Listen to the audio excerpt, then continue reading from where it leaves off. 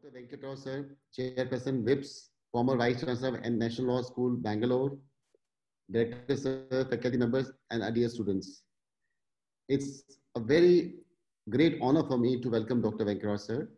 First of all, I would like to express my sincere and heartfelt thanks to sir for his continuous guidance and support sir has extended towards us in our activities. As you all know, sir is excellent and beyond par academic and administrative capacity.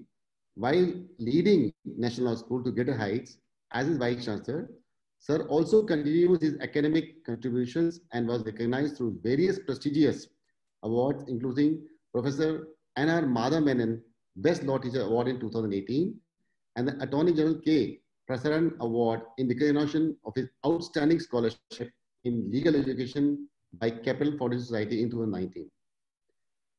But personally, we were extremely privileged to host sir in our college, and we were blessed to have sir's guidance, which was immensely contributed to the growth of our college. Sir was personally instrumental in helping us enter an MOU with National Law School Bangalore, and he took personal interest in making sure that both the institutes will cumulatively grow through the collaboration and contribute to the betterment of Indian legal education. I was so impressed with sir's magnanimity, which I perceived from my first interaction with him. Sir was so passionate about our duty to give back to the society and quoted Mother Teresa and the importance of being humane and caring towards our society, especially the vulnerable around us. I've seen how energetic he is when he speaks about social causes and how each one of our efforts, even if it is a small one, can make a positive change in the society. Sir, it's a great pleasure to listen to you and learn from you, and I consider it as a personal pleasure for me and our college. And I'm sure that all participants who are here today will greatly benefit from today's session, which is very relevant for every young lawyer. Dear sir, I extend my heartiest welcome to you, and I look forward to the session. A very, very warm welcome to you, sir. Thank you. Thank you. Thank you so much, President sir, for welcoming our guest, Professor Dr. R. Venkat Rao sir, to a session today. I would now request my team member, Ms. Syed Khurram, to kindly introduce our guest of the day. Ms. Khurram. A very good afternoon to everyone present here. This is Syed Khurram, and it gives me immense pleasure to introduce Mr. Professor Dr. R. Venkat Rao on behalf of the Lloyd Law College. Professor Dr. R. Venkat Rao is the chairperson, Vivekananda School of Law and Legal Studies and Vivekananda School of English Studies in Vivekananda Institute of Professional Studies, Delhi. Prior to this, he has served as the Vice Chancellor of National Law School of Indian University, Bangalore. In NLSIU Bangalore, he has joined as Vice Chancellor in 2009. And in 2014, he was appointed as Vice Chancellor and renewed for another 5 years from 2014. After serving for 10 years, After serving for 10 years, 2 months and 21 days as Vice Chancellor, Professor Dr. R. Venkat Rao took over the office of Vice Chancellor, National Law School, Indian University, Bangalore in 2019. After having relocated to Delhi, Professor Rao became the chairperson, Vivekananda School of Law and Legal Studies and Vivekananda School of English Studies, Vivekananda Institute of Professional Studies, New Delhi in 2019. Professor Rao's academic qualifications are BA Honours Literature, MA Literature, ML, and PhD and LLD Honoris Causa 2017, Utkal University. He was awarded Professor N.R. Madhav Menon Best Law Teacher Award for the year 2018. Professor R. Venkat Rao has been awarded the Attorney General K. Prasaran Award in recognition of his outstanding scholarship in legal education by Capital Foundation Society in 2019. Till date, he has 42 years of teaching and research experience. He has the distinction of serving the statutory bodies of almost all the law schools in the country. Besides, he is a member of Board of Governors of Indian Institute of Corporate Affairs, New Delhi. He also served as member Governing Council, Indian Law Institute, New Delhi, and member Academic Committee, Indian Institute of Public Administration, New Delhi. He has served as independent director in prestigious public sector undertakings like Bharat Electronics Limited, Bangalore, Hindustan Aeronautics Limited, Bangalore, Goa Shipyard Limited, Goa. He is also a member of different committees in Bar Council of India and associated with prestigious bodies like UPSC, State Service Commission, UGC, and NAC, among others. He has authored 6 books and published more than 130 papers. He has successfully guided 3 LLDs and 20 PhDs. He has visited more than 30 countries for his academic and research activities. He was the chairman, Board of Governors of Asia Institute for the year 2010-2011. It is an honor to have you amongst us, sir. Thank you. Thank you so much, Ms. Khurrat, for a short introduction of our distinguished guest today. I would now humbly request Professor Dr. R. Venkat Rao, sir, to address our students today. Thank you so much, sir. Thank you very much. Is the lighting and sounding system fine? Yes, Sir. All well, sir. That's good. Why I always ask the question is the sound is, a law student should always remember, if there is communication gap, the result will be excommunication. And therefore I make it abundantly clear. Honorable President, ever young and dynamic Manohar Thairani-ji, it's always a privilege for me to come back to Lloyd College because for 2 reasons. Now, it was very close to my mentor, Professor Madhav Menon. Yes, sir. Who always used to speak volumes about Lloyd Law College till he completed his voyage on this planet. And therefore, when we come back to Lloyd College, we see the spirit of Menon here. Okay. And the second reason is I'm a cricket buff. And Chris Lloyd was my favorite player. He made his cricket debut when I was representing my university. And this institution is named after such a great character, a gentleman cricketer, Chris Lloyd, who made his test debut in India. Okay. And be that as it may, that wonderful introduction about me made me recollect a notorious joke about lawyers. Okay. It is said lawyers have a notorious reputation, notoriety arising from the fact that when the case is weak, they give a long introduction. And when the case is strong in the court of law, they just stand up and say, my lords, the facts speak for themselves. Okay. Now, such a formidable introduction was given about me, maybe because the Lloyd family very rightly thought the case is not very formidable. Therefore, don't have high expectations this morning. Well, friends. That's your humility, sir. Yes. Thank you very much. My only objection is I'm not a legal luminary at all. Okay. I'm neither a luminary nor am I luminous. I'm a learning student trying to forge symbiotic relationships. And when I use the word a learning student, the copyright is not mine, but of a great soul who departed on this day in 2002. 11th December 2002 was the day on which Nani Palkhiwala completed his voyage on this planet. And in fact, when Mr. Manohar Thairani was asking me about a choice like the ABC quiz from 3 dates, of course, without phone call, okay, I opted for 11th December for 3 reasons. Number 1 is 11th December sees the culmination of 3 important days for lawyers. 9th December was the date on which the Constituent Assembly met for the first time in 1946. 9th December. 10th December, of course, Human Rights Day, yesterday, Universal Declaration of Human Rights, which had a profound impact on making of the Constitution. If the Constitution was given to us, remember, thanks to Constituent Assembly, okay, the second Constitution was given to us by Nani Palkhiwala, who gave us the doctrine of basic structures thanks to his brilliant arguments in Kesavanda Bharati's case. I'm quoting a judge of the Supreme Court who said, you know, Nani Palkhiwala was asked to address students of Pune Law College, and immediately after Kesavanda Bharati's case, and along with him, 3 judges of the Supreme Court before whom Palkhiwala argued in basic structure case, Kesavanda Bharati's case, were also invited. And Palkhiwala started addressing the judges my lord so-and-so, my lord so-and-so, my lord so-and-so. And finally he said, fellow students of law.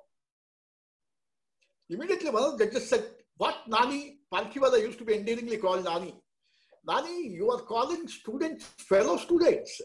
You have argued Kesavanda Bharati in such a brilliant way that we made an observation also from the bench that how unfortunate it is that only the judgments of the Supreme Court and the judgments of the High Court are recorded and published for the posterity, but not the brilliant arguments of the advocates.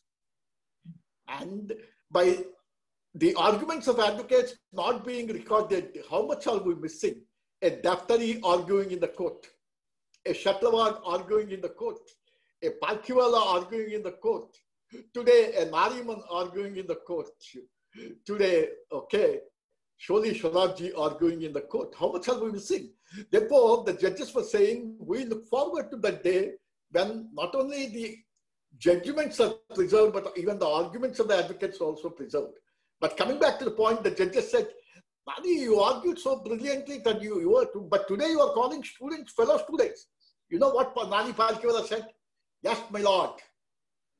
A young man, when he is on the rolls of a law college, he will be a law student. But when he walks from the university to the universe, he will be a student of law throughout his life. And I continue to be a student of law. And then he beautifully said, my dear young friends, please keep note of this particular point.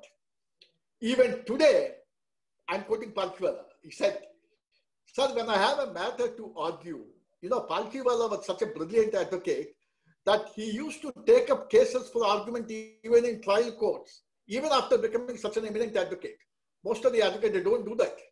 But for him, he said, a municipal trial magistrate court is no different from the Supreme Court. All perform the same function. Therefore, Palkhiwala used to appear in the trial courts also. And he said, if I have a matter to argue in a trial court even today, at about 10:30 in the morning, like a first-year student appearing for his first moot court, my trousers start trembling, he said. And the day on which my trousers would stop trembling, I will quit the profession, he said. That means I would love to be a student of law throughout my life. And therefore I said, when I use the word a learning student, it is not my copyright, but copyright of that extraordinary genius, Nani Palkhiwala, remember, who has completed his voyage on this day, 11th December in 2002. Okay. And therefore, I'm not a luminary. I will not be luminous. Okay. I'll be sharing some of my experiences with you as to why there is a need to maintain the highest ethical standards in legal profession. The most important thing is, I always say, November and December are the holiest months for all Indians. Not because you have so many festivals. Well, you have festivals, okay. But because in November, the Constitution of India was adopted. And in December, the Constituent Assembly met for the first time, and when we had the Universal Declaration of Human Rights.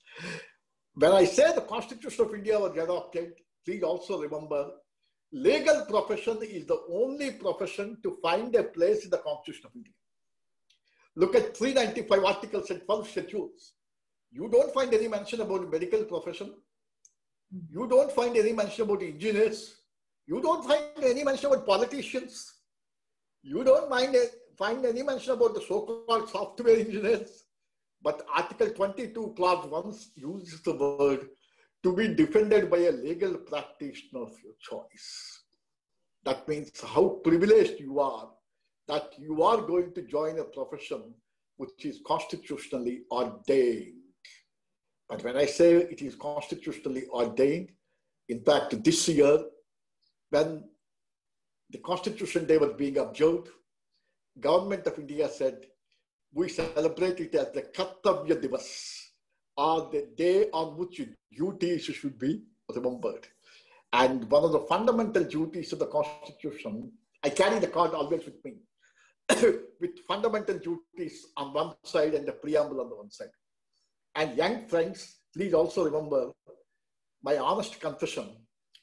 One of the first things I do after I get up from the bed early in the morning is to have a look at the preamble of the Constitution. and ask for myself the question, to what extent have I been able to promote the constitutional goals? And if the answer is not satisfactory, I will take a pledge.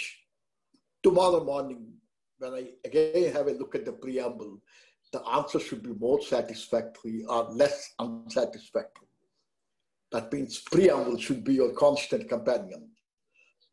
Okay, these three important lines, which you must have heard a number of times: justice, social, economic, and political; liberty of thought, expression, belief, faith, and worship; equality of status and opportunity. And then there is a break. And to promote among them fraternity, assuring the dignity of the individual. Can you have a document which is more holy than this? Therefore, we will be justified in saying that the Constitution is the new Dharma Shastra for all of us. And that Constitution includes legal profession. And in the fundamental duties, there was one duty: to strive towards excellence in all spheres of human activity, so that the nation constantly rises to highest levels of achievement. What do you mean by excellence? Excellence in the product or excellence in the human being? Remember, winning an Olympic gold medal by doping, is it excellence? Winning a university gold medal by plagiarizing, is it excellence? So it is not only excellence in the product, but excellence in the human being which we require. And when you want to be a good lawyer, you first need to be a good human being. And that would be possible, remember, when you maintain the highest ethical standards. Just let me have a drop of water. So there is a need for you to maintain the highest ethical standards because your profession is constitutionally ordained. And legal profession was the intellectual arm of our freedom struggle. And in the Constituent Assembly, you will be surprised, all the 8 members of the drafting committee were lawyers, and a majority of the members of the Constituent Assembly were from legal profession. And when such a wonderful document has been given to us, which is going from strength to strength in the last 70 years, don't you think that you have a duty to uphold the ethical standards? That's number one. Number two, legal profession is known as a noble profession. Originally, 3 professions were known as noble professions. And let me tell you, teaching was not there among the original 3. Teaching latter was included. What were those 3? First profession was a medical profession. Now, as long as your temperature is 98.4, will you think about a doctor? No. You think that you are the most handsome fellow under the sun. Okay? You think about all other things. But when this little finger starts giving trouble to you, you will understand how important this is. In fact, Dr. Samuel Johnson, in one context, beautifully said, Aristotle was wrong in saying that man is a rational animal. He said, man is the stupidest animal on this planet. Immediately, his disciple Boswell asked, "Sir, you are repudiating Aristotle. Did I hear anything wrong?" Then Johnson said, "No, Boswell, I meant what I said. When I said man is the stupidest animal, why I said that was, man is the only animal which realizes the value of 3 things after they are lost. As long as you have them, you don't realize. And the first one he said is youth. As long as you are young, you don't realize the value of how young you are, what are the advantages. Okay. The second one is liberty. As long as you have liberty, you don't realize the value. But when somebody tries to take away your liberty, then you will realize the value of liberty. Okay. And one example I give is Madam Indira Gandhi, one of the greatest prime ministers that this country has produced. She was equated with Goddess Durga. But when she tried to trample with liberty, she was unceremoniously shown the door by the electorate for a brief spell of 1 year. Okay? Because liberty is the third value is health. As long as you have health, you don't realize the value of health. And then he said beautifully, Johnson, you know, why I said man is the stupidest animal is, man is the only animal who sacrifices his health in the first half of his life to make wealth. And in the second half, he is prepared to sacrifice his wealth to regain health and loses both. Do you need a better example to show that man is not a stupidest animal? And therefore, my point here is, you go to a doctor when you have a suffering in the body. Agree? And when you have a suffering and you go to a doctor, the relationship between doctor and patient is called a fiduciary relationship. Like the relationship between a teacher and a taught, between an advocate and a client, between the warden of a hostel and the inmate of a hostel. Okay. And therefore, when I have suffering and I go to a doctor, extra nobility is required on the part of a doctor to treat me. That's the reason it is called noble profession. Why noble profession means extra nobility. Okay. And the second noble profession is that you have, is that of a clergy or a priest, because in those days, you know, powerful Christendom. If you have a suffering in the body, you go to doctor. If you have a suffering in the mind, you go to a preacher. You agree? You go to a clergyman. You go to a temple. You go to a mosque for spiritual solace. And therefore, the clergyman should not take undue advantage of you. The third noble profession is legal profession. Who would like to go to a lawyer's office? As somebody said, 3 places people would like to avoid visiting. But all these 3 places you will be compelled to visit in your life. The first place you would never like to visit is a burial ground. Who would like to go there? But everyone is bound to go there. Mahatma Gandhi, you know, in one context beautifully said, every human being wants to go to heaven, but nobody is prepared to die. Without dying, how can you go to heaven, he said. So who would like to go to burial ground? Nobody would like to go to burial ground. Second place, who would like to go to a hospital? As somebody said, at least for hospitality, we have to go. Okay. The third place is court and a lawyer's office and a police station. You would like to maintain a judicious distance. That means when you have a misfortune, when you have a calamity in your life, you would go to a lawyer's office. And therefore, when you have the calamity, when you go to a lawyer's office, a lawyer requires extra noble qualities. That's the reason why these 3 professions are known as noble professions: medical profession, clergyman profession, and lawyer's profession. But then teaching profession was included because teacher said, I teach all of them. I teach a doctor, I teach a lawyer, I teach a preacher. Without my teaching, they don't become those things. Therefore, the teaching profession was also included. Be that as it may, that's the reason why you are required to maintain highest levels of integrity in that profession. But what do you mean by a profession? And who is a professional? Subrata Bakshi has written a marvelous book called The Professional. Please ask your principal, sir, to keep at least 12 copies of the book in your library. The Professional by Subrata Bakshi. Okay. Subrata Bakshi is the person who has started an organization called the Living. Subrata Bakshi has started an organization called Mind Tree. Okay. And he has authored many books. One of the best is The Professional. Okay. And as Thomas Friedman has said, your generation is tech savvy. Therefore, you can verify from your, yes, exactly, sir, that's the book. Wonderful. Thank you very much. In that book, remember, when teacher is teaching professional ethics, ask your students to read that book. There is one chapter wherein he says, our parents celebrate when we got a seat in medicine, we got a seat in engineering, we got a seat in law, celebrating because they thought that they got a seat in a professional course for their children. Okay. And the children are going to become professionals.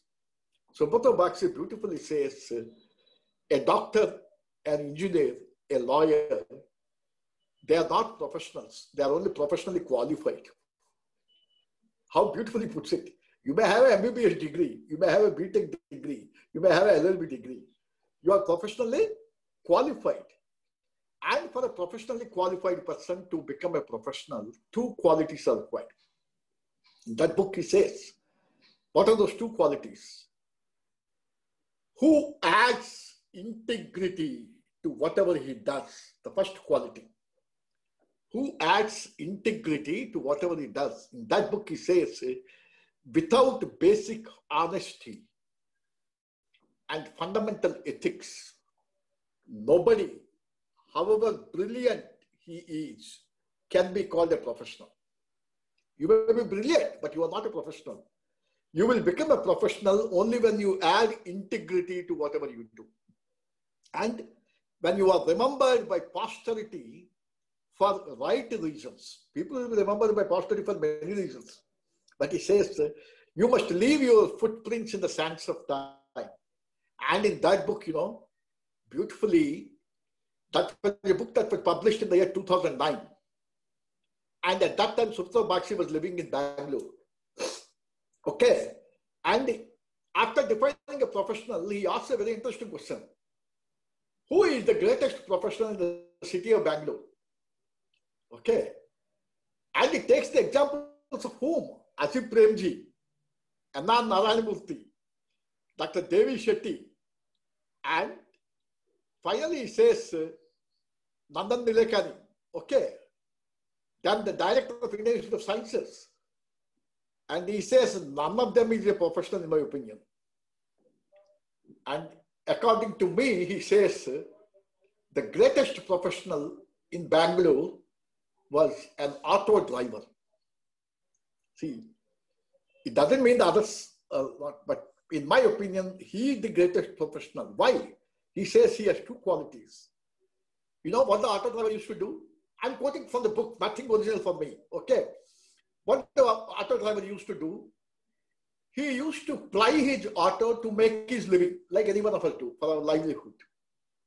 From morning 6 o'clock till 12:30 in the afternoon, he used to ply auto for commercial reasons. Okay. After 12:30, he used to take food given to him by his wife in a carrier in the auto itself. And then starts the real one.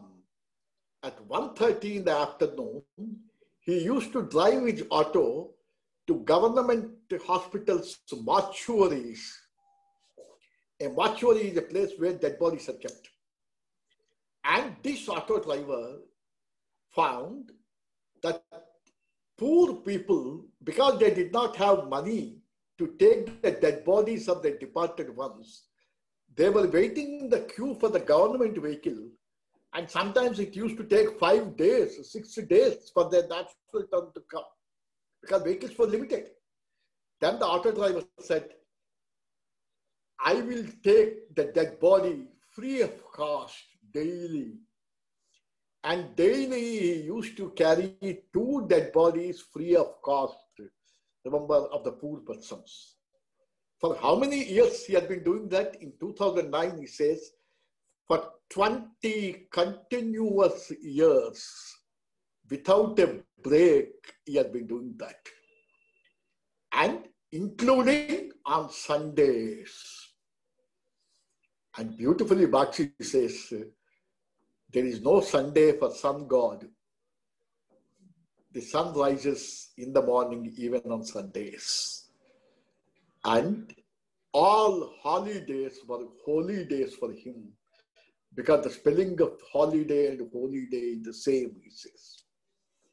Well, my dear young student friends, when I'm asking you to maintain the highest ethical standards, remember that auto driver, okay, who used to carry 2 dead bodies, because you will be doing about pro bono lawyering, your teachers would be telling. Remember, it is not the staggering fees that the advocate charges that counts, remember. Therefore, that is what you mean by a professional. That is what you mean by integrity. And remember, the best definition of integrity I saw was Integrity is doing the right thing when nobody is watching. Integrity is doing the right thing when your principal watches you. If you maintain integrity, that's not integrity. You are afraid of him. You are afraid of the disciplinary action that will be taken by him. When nobody is watching, when you maintain, that is where you must understand the limitation of law also. The limitation of law is law cannot regulate the greed of human beings. Nor law can instill character in human beings. That's where we teachers also must understand that. Regulating the greed of human beings, instilling character in human beings is the domain of something else. Okay. Law would be only a helping spectator. Therefore, you must evolve that value system. And that value system needs to be taught to you by parents at home and teachers in the institutions. Because integrity ultimately means coherence between what you think, what you say, and what you do. If all these three things, there is a coherence between what you think, what you say, and what you do, that is integrity. And therefore, my dear young friends, today you find there is a crisis of confidence in the institutions. There is a crisis of confidence in the professions. And we have a responsibility to restore the levels of confidence. That would be possible only when you maintain the highest standards, because you are privileged. Only ask for yourself one question. At about 4:40 in the evening, how many Indians have the privilege of listening to the lecture by a person masquerading as an intellectual, okay, sitting comfortably in the confines of air-conditioned rooms with the webinar facility? Not even 3% of the Indians have it. But you are privileged. You are privileged to join constitutionally ordained functions. And that's the reason why I said the ethics are important in profession. But then a question that was asked to me was integrity, excellent, but what do you mean by ethics? Two experiences in my life I share with you before I take leave of you. Okay. And one was the experience of a lecture I heard. By whom? By uncle of a person who is very close to you. Former Chief Justice Deepak Mishra regularly comes to your college. Okay. And Deepak Mishra's uncle is Ranganatha Mishra. And incidentally, I have my roots also in the state of Odisha. Okay. And we invited Chief Justice Ranganatha Mishra, as he was then, to deliver a lecture exactly on this topic. The importance of ethics for lawyers, we said. He agreed. And he came. It was in Visakhapatnam, Andhra University. That was a Sunday morning. Okay. And in those days, Sunday morning, for 1 hour, the entire nation used to sit glued to the TVs and watch Ramananda Sagar's Ramayana serial. Okay. One of the most secular thing that had happened. Okay. People cutting across all religions used to watch. And Chief Justice Ranganatha Mishra, after coming to Voltaire, found that we scheduled the meeting exactly at the time when TV telecast was there. And then he politely said, Professor, I request you to reschedule the meeting by 1 hour. A Chief Justice of India requesting us. He said, sir, it will be our privilege. Then he said, I have one more request also.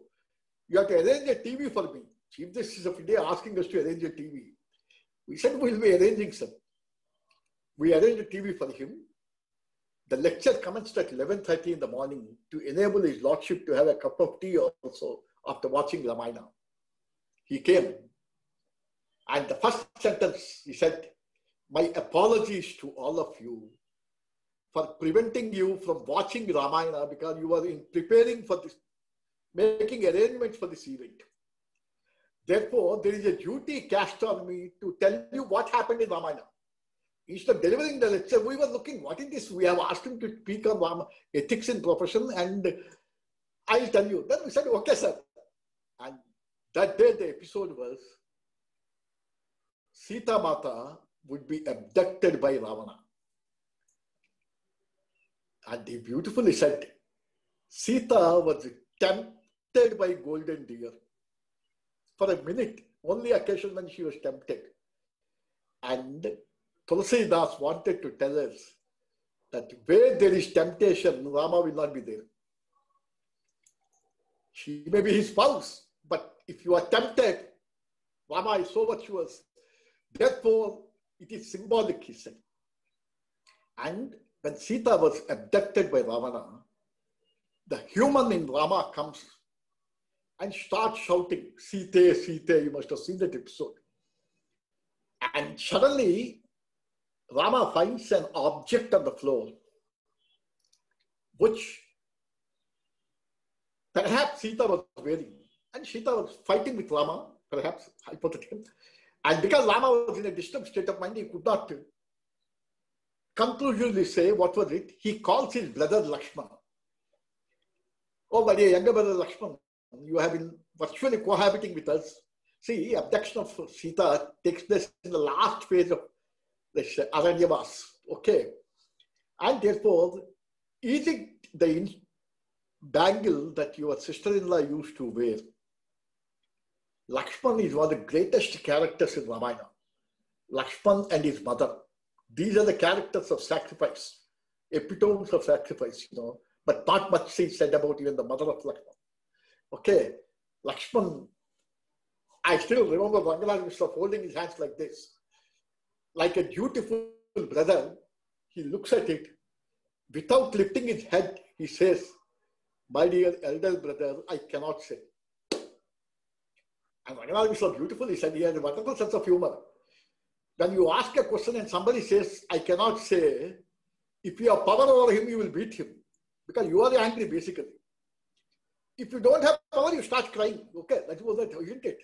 So when Rama asked Lakshman, and Lakshman said, I do not know, Rama started shouting.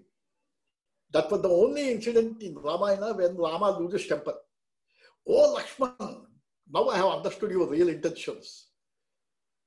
You were separated from your wife 12 years ago, and today you are happy I am also separated from my wife. You have been staying with us, and now you are saying that you do not know. Then Lakshman thinks, what has happened to this divine character? Then comes the master stroke. Please listen to this sentence. No, he said, my dear elder brother, Sita Mata was my elder sister-in-law. And my culture taught me, mark the use of the word culture. My culture taught me that elder sister-in-law is like your mother. And when a woman is like your mother, even if you happen to be her child, after a particular stage in your life, you are not supposed to look at the entire frame of her body. Okay. Okay. And therefore, I have never looked at the entire frame of Sita Ji because she was my mother. Therefore, I do not. It was an eye-opener. And Rama starts crying and hugs Lakshman. Suddenly, Ranganath Mishra ji stopped there. And he said, now I will tell you the meaning of ethics. He said, suddenly, ethics is that enables you to know where to look at and where not to look at. Ethics is that enables you to know where to look at and where not to look at. Lakshman was telling that message, okay. And he said, my culture. And Ranganath Mishra said, culture is different from civilization. Civilization is what you do. Culture is what you are. Every civilized person is not a cultured person. Remember. And therefore, if you know where to look at and what not to look at, you have fulfilled ethics in your profession. He said, I can complete my lecture. Over. Where to look at and where not to look at. Education is that enables you to know where to look at, where not to look at. How beautifully I defined it. Remember, the second experience was from an extraordinary personality like Ranganatha Mishra, Mother Teresa. Okay. And she came to address us in Andhra University. It was at about 3:30 in the afternoon. And by that time, I was 6 years old as a teacher in law. Okay. And the subject that I was teaching was professional ethics also. Okay. Remember. And Mother came, what a wonderful personality she was, with a drooping sari, with a blue border, because I was hardly 30 years, 29 years to be very precise. I was waiting at the gate as a part of the reception committee members like you do. And I welcomed Mother with folded hands. Welcome, Mother. She said, son, what are you? First question she asked. I said, I'm a teacher. That's all I said. Then she asked, what do you teach? I said, Mother, I teach law. She said, God bless you. She went forward. She came back again. Son, what did you say? What do you teach? And, I thought because of her age, she could not hear me. Mother, I teach law. You know what she said immediately? Son, also teach ethics. When I said I teach law, I said, obliged, Mother, your blessings. Like a mother, she asked me, do you know the meaning of ethics? Immediately, the question she asked me. Look at my predicament. I was 29 years, and at the age of 29 and 30, your ego would be at the highest. Like Mr. Harris says in his book, I am okay, you are okay. You think that everything is okay with you, but nothing is okay with the world. In the age group of 30, you think that everything you know, but nobody else knows it. Everyone passes through that. But by 35, you understand how wrong you are. Okay. Anyway, that's the reason why in English language, there is a proverb. A fool at 40 is really a fool. A fool at 40 is indeed a fool. That means even after the age of 40, if you behave like a fool, something is wrong with you. Up to 40, you are given the license. Okay. Because, you know, why you are given the license is, a law teacher especially should remember, up to 40, why that is, there is a very interesting saying in law. Good judgment comes out of experience. You agree? But experience comes out of bad judgment. See, good judgment comes out of experience. Experience comes out of bad judgment. When I say I have experience of 42 years, it means I have experience of committing mistakes for 42 years. Okay, please remember that, because experience comes out of bad judgment. And as Bernard Shaw said, wise people learn from the mistakes committed by others. Fools do not learn even from their own mistakes. It is for you to decide to which category you belong, he said. Okay, okay. Be that as it may, therefore Mother said, do you know the meaning of ethics? I had the highest ego. I was a professor of ethics. And this lady asked me, what is ethics? I wanted to immediately give the definition of ethics as given by Iyer and Iyer in the book on ethics, which we teach normally. But my biological mother told me, this is where parental control plays an important part. Whenever an elderly person asks you something, don't jump and give an answer. Elderly persons are repositories of distilled wisdom. Please tell, please enlighten me. They will tell you, okay, let it. Therefore, then I followed my biological mother's advice and said, Mother, please enlighten me. Remember me, I'm confessing with you. I thought Mother would be giving the definition of ethics from the Bible or from Nicomachean ethics, okay? And I was mentally prepared for that then, but Mother said, If you have a pen, please take your pen, she said. I will define ethics in 4 words. Only 4 words, she said. And she said, follow these 4 words very carefully. Show concern for others. This is it. Show concern for others. She touched me. I still feel the divine touch.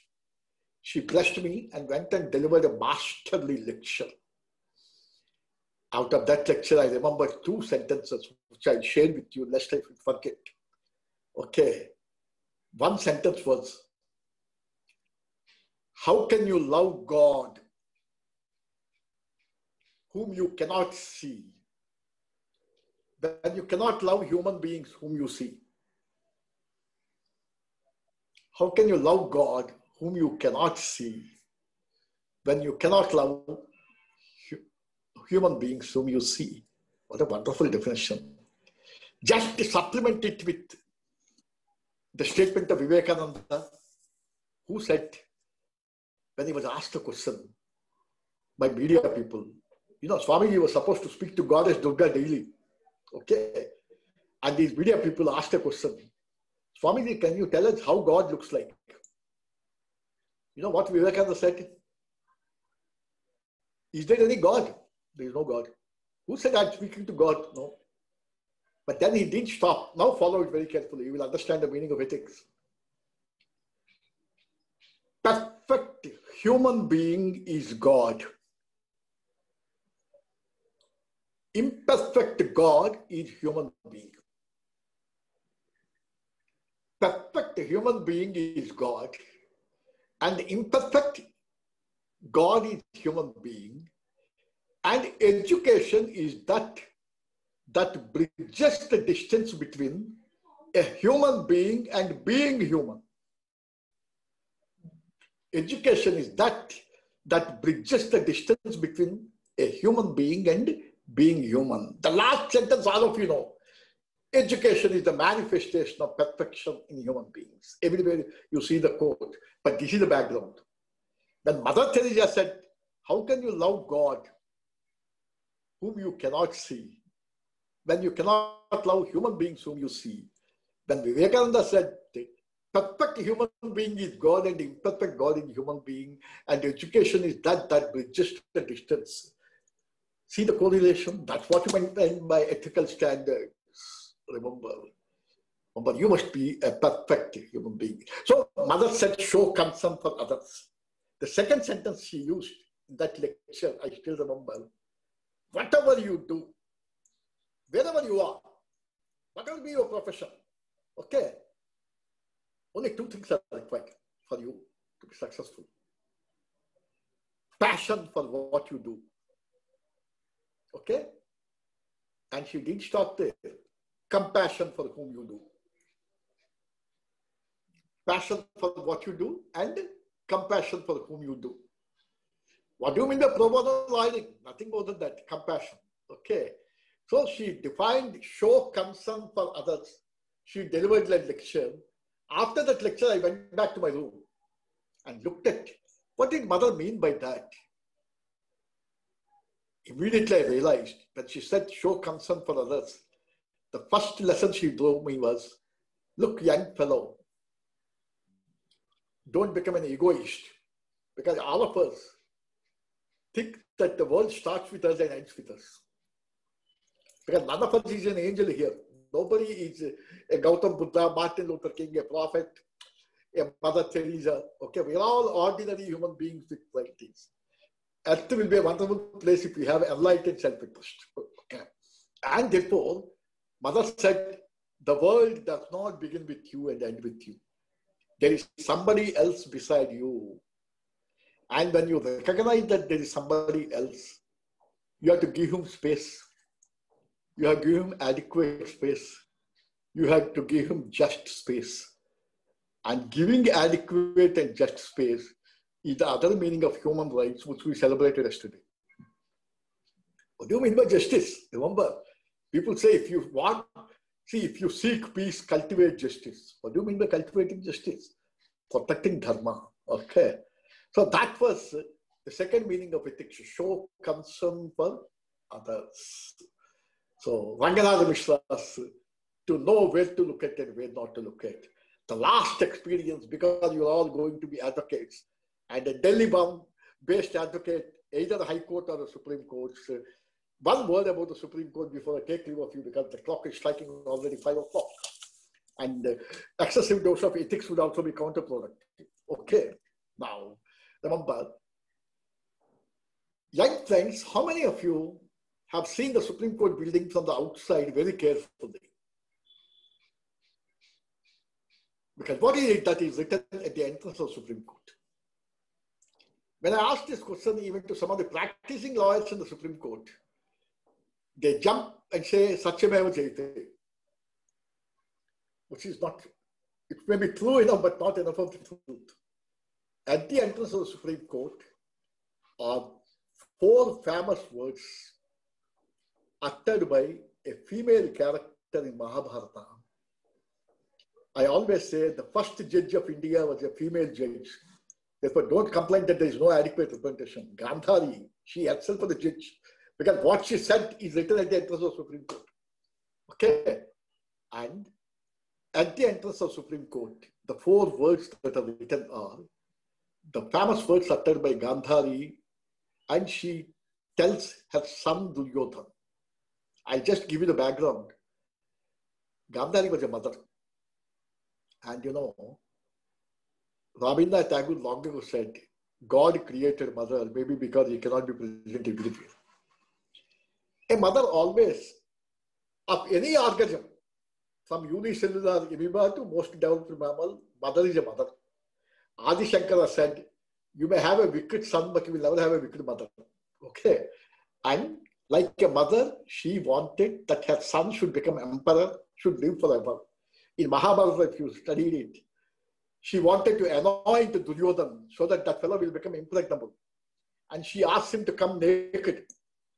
And Duryodhana was walking naked towards his mother before the mischievous character called Little Krishna looks at him and says, Papi shame. And immediately he covers his private parts. And that becomes the Achilles heel. That means where she wanted Duryodhana to live forever, when Duryodhana comes to seek blessings of his mother, just before Kurukshetra battle, she says, Mother, you are virtuous. You have sacrificed your life. And whatever you say would become true. Please bless that I will be victorious so that I become the emperor. She embraces him and doesn't say you will be victorious. She says, Yatho dharmaha tato jayaha. This is the word, Yatho dharmaha tato jayaha. These are the 4 words that are written at the end of the Supreme Court. That means you are going there to protect the dharma. And if you yourself flout to dharma, what would happen? But then what do you mean by dharma? With that, I wind up. Guru Charan Das has written that wonderful book, The Difficulty of Being Good. The subtitle is The Subtle Art of Dharma, where he makes a comparison between Mahabharata and contemporary Bharat and looks at the concept of dharma from each character of Mahabharata. How did each look? And to collect his research material, he went to the libraries of Indology departments in Germany. Okay. And there he says, I could find the meaning of dharma. Okay. The meaning is that it doesn't have any English equivalent. Dharma is not fairness. Dharma is not truthfulness. Dharma is not justice. But he could find it in one Sanskrit sloka. And that is dharayeti iti dharma. That means whatever you do, for example, Manohar Saab is there in the Lloyds, so wonderfully leading this dynamic institution. Okay, he's the institution head. Whatever he does, when he says dharayeti dharma, whatever he does, if it integrates the institution, it is dharma. If it disintegrates the institution, it is adharma. A teacher in the classroom, whatever you do, if it integrates, okay, it is dharma. A family head, a student, Therefore, whatever you do must integrate, remember, must be cohesive, must unite. That would be possible when you maintain highest ethical standards. So, as Mahatma Gandhi said, you must lead by example. And you must always remember one very important thing in your life is that values are more important than valuables in life. Please remember. And timeless values transcend temporary valuations. So values are more important than valuables. Timeless values transcend temporary valuations. Therefore, focus on justice, which is an absolute value. Never compromise. Uphold the dignity of the legal profession. And Constitution is a wonderful document, you know, and you are privileged to be constitutionally ordained. That's the reason why ethics are important in legal profession. Maintain the highest levels of ethical standards to make surroundings around you more safe and more secure and more just. Manohar Saab, thank you very much. God bless you all for giving me such a patient hearing. Let me tell you, this is an evening with a difference for me. Okay, thank you very much. Thank you so very much, sir, for an enlightening session to all our students today. And I hope all students must have taken the best of the time today. We had more than 100 sessions till date, but the kind of session which sir has delivered right now, guiding all of us towards values, guiding all of us towards excellence, guiding all of us towards better human and professional values. This is something which is most valuable for all of us.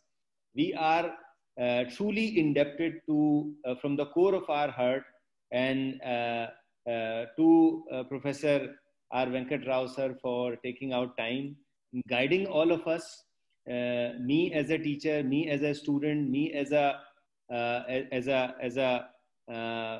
person who is in a position to take care of our students. This is a really, really very valuable session.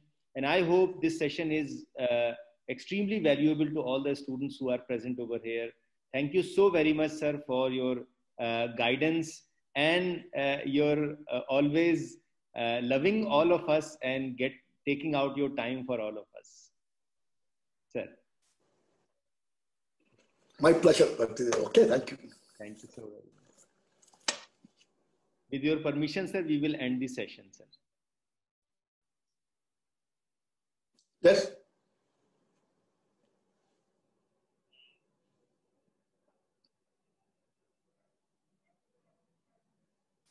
Salim sir, you're not audible. No? Yeah. Sir, our guest will leave first, then we will be closing the session. Yeah. Thank you very much, sir. Thank you very much. Very honored for your presence. Thank you for really enlightening. I mean, really, you know, you really opened our minds. Thank you very much, sir.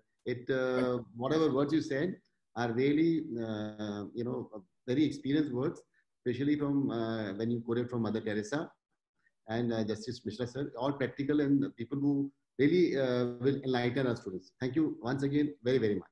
Thank you, sir. Thank you so much. My pleasure. Yes.